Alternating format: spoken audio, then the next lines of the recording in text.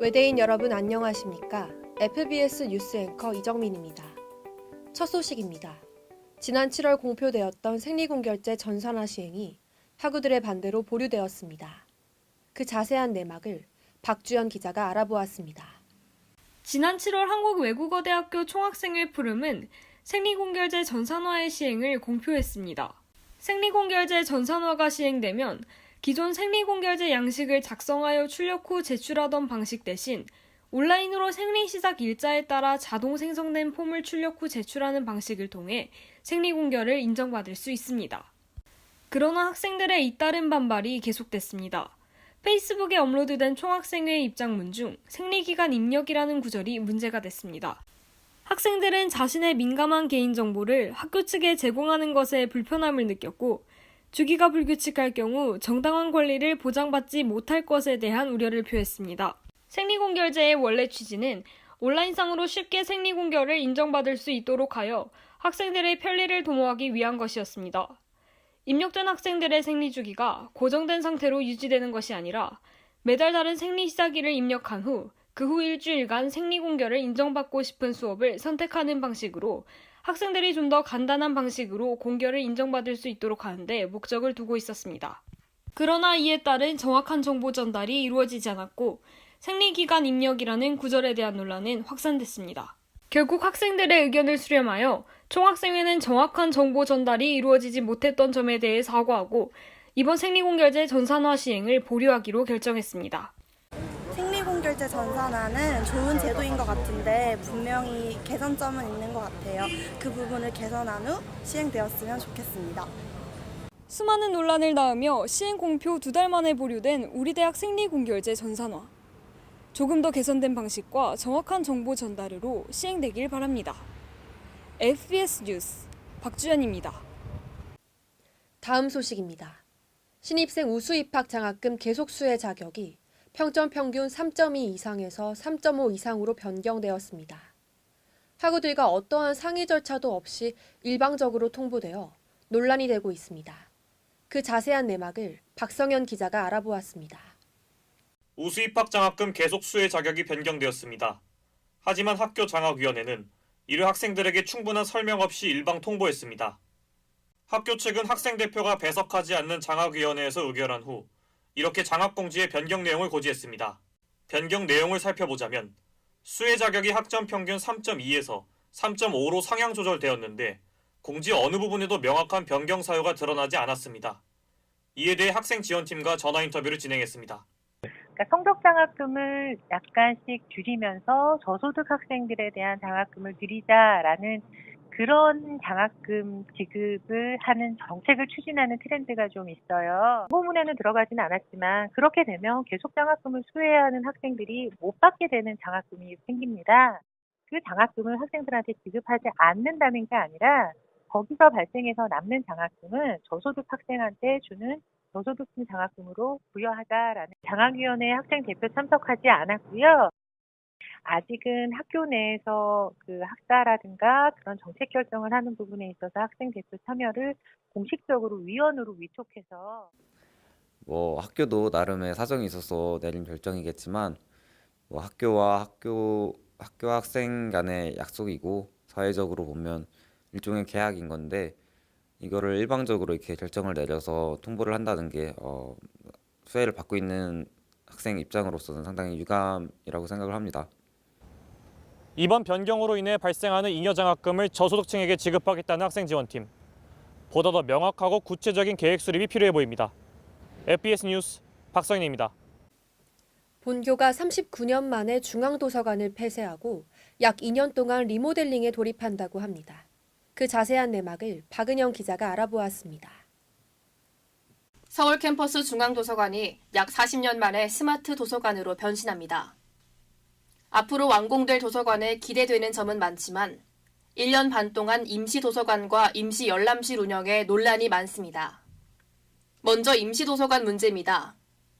개강 직후 도서 이동이 진행되고 있어 이번 달 중순까지 도서관 이용을 할 수 없습니다. 임시도서관 개관 일자는 이번 달 15일이며 도서 대출 및 반납은 폐가제로 이루어집니다. 폐가제는 자료실에 직접 입장할 수 없고 홈페이지를 통해 신청한 뒤 인수받는 형식으로 이용에 불편을 초래할 수 있습니다. 두 번째로 임시 열람실 문제입니다. 기존 도서관 열람실 좌석은 약 1,800석 정도였지만 현재 임시 열람실로 마련된 자리는 국제학사 1층 식당과 사회과학관 강의실을 포함해 총 900석입니다. 열람실 공간 부족은 감수해야 할 불편이긴 하지만 공부하기에 적합하지 않다는 의견이 많습니다. 먼저 국제학사 1층은 과거 도서관 1층과 비슷합니다. 하지만 편의점과 식사 공간이 붙어 있어 소음 가능성이 제기됩니다. 과연 학생들이 조용한 공간에서 공부를 열심히 할 수 있는지가 의문이었습니다. 그래서 학교 측에서는 좀 더 쾌적한 열람실을 제공해줬으면 하는 생각이 들었습니다. 또한 사회과학관 임시 열람실 책상의 일부가 의자와 붙어있는 일체형으로 되어 있어 공부하기에 불편합니다. 일체형 의자가 사용할 때 분리되어 있는 책상과 의자에 비해서 소음도 심하고 공부하는데 여러 불편함이 있을 것 같아서 그 부분이 조금 아쉽습니다. 도서관을 새롭게 짓는 것은 학생 입장에선 크게 반길 일입니다. 그러나 도서 이동이 늦어진 점과 임시 열람실 공간 확보에 대해서는 학생들에 대한 배려가 부족한 것 같다고 생각됩니다. 그동안 많은 논란이 있었던 스마트 도서관. 공사 기간 동안 큰 문제 없이 완공되어 내후년에는 많은 학우들이 편하게 이용할 수 있는 공간이 되길 바랍니다. 지금까지 FBS 뉴스 박은영이었습니다. 현재 본교 정문에 짓고 있는 건물에 대해서 학우들의 관심이 점점 높아지고 있습니다. 그 자세한 내막을 황민주 기자가 알아보았습니다.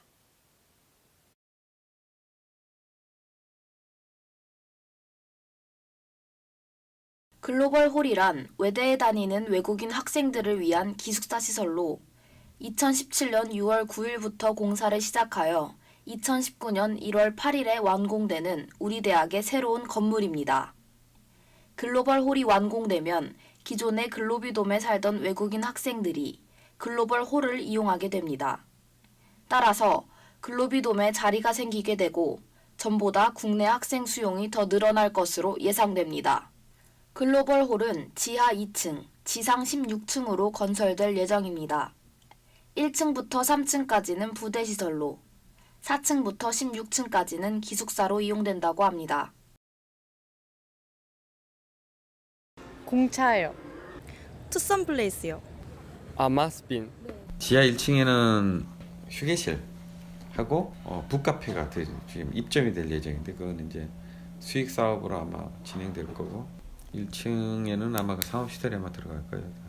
뭐가 뭐 카페도 들어갈 수도 있고 뭐 아니면 뭐 어떤 그 판매점이 들어갈 수도 있고 지금 아직 정해진 건 없어요. 2층에는 거기 작은 도서관, 3층에는 이제 그 외대의원 사무실이 아마 들어갈 거고 외대환경연구소. 학생들의 어떤 니즈가 좀 표출이 되면 반영할 수도 있지 않을까 그런 생각이 들어요. 근데 이제 100%는 아니지만 또 상업 시설이기 때문에. 외대인 학우들께서는 이르면 다음 학기부터 외대의 새로운 건물을 보실 수 있을 것으로 예상됩니다. 학생들을 위한 어떤 새로운 시설이 들어올지 기대해 봅니다. 이상 FBS 뉴스 황민주였습니다. 지난달 20일에는 국내 탑 매거진인 GQ 코리아에서 본교 학생들을 위한 스타일링 클래스를 진행했는데요. 그 현장을 전채린 기자가 다녀왔습니다. 지난달 20일 우리 대학 미네르바홀 국제회의실에서 GQ 코리아가 주관한 스타일링 클래스가 개최되었습니다. 이번 스타일링 클래스에는 세계적인 남성 전문 매거진 GQ 코리아와 남성 전문 스킨케어 브랜드 랩 시리즈가 함께했습니다. 패션과 뷰티에 관심 있는 많은 외대인의 사랑을 받은 이번 스타일링 클래스는 패션의 역사를 훑어봄과 함께 대학생들에게 유용한 패션 뷰티 관련 팁들을 배울 수 있는 좋은 기회를 마련해 주었습니다. 행사가 모두 끝난 뒤에는 GQ 매거진 9월호를 비롯한 다양한 기념품이 배포되기도 했습니다. 평소에도 패션에 관심이 많았는데 이번 수업도 너무 좋았고 다음에도 이런 기회가 있으면 좋겠어요. 이번 스타일링 클래스의 강의를 진행하신 김창규 에디터님을 만나봤습니다. 네, 사실은 겉으로 보여지는 것도 되게 중요합니다. 그 첫인상의 대부분이라는 거는 사실은 겉으로 보여지는 게 어쩌면 전부일 수도 있기 때문에요. 자신을 상대방한테 뭐 그게 뭐 면접관이 될 수도 있겠고 뭐 지인이 될 수도 있겠고 뭐 이성 친구가 될 수도 있겠는데요. 매력적으로 어필하기 위해 제일 중요한 부분은 아무래도 스타일이라고 할 수 있겠죠. 이처럼 학내에선 학우들의 다양한 흥미를 반영한 프로그램들이 주관되고 있습니다. 우리 학생들은 이러한 프로그램들을 잘 활용함으로써 수업에서는 다루지 못하는 관심 분야에 대한 흥미를 충족시킬 수 있습니다. FBS 뉴스 전채린입니다. 오늘 저희가 준비한 소식은 여기까지입니다. 앞으로도 저희 FBS는 공정하고 객관적인 뉴스를 전달하기 위해 노력하겠습니다. 시청해주신 여러분 감사합니다.